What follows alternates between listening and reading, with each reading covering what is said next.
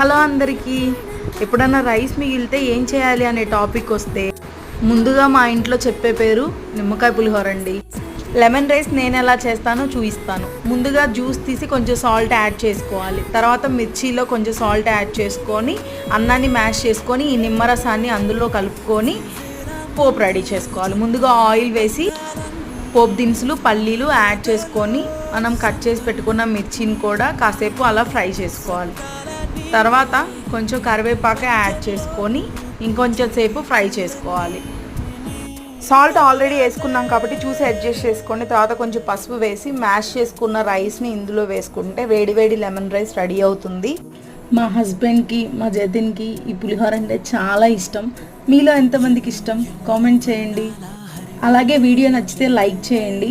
Like చేసి అలాగే వెళ్ళిపోతారా? సబ్స్క్రైబ్ కూడా చేసుకోండి మరి. Thank you. బాయ్.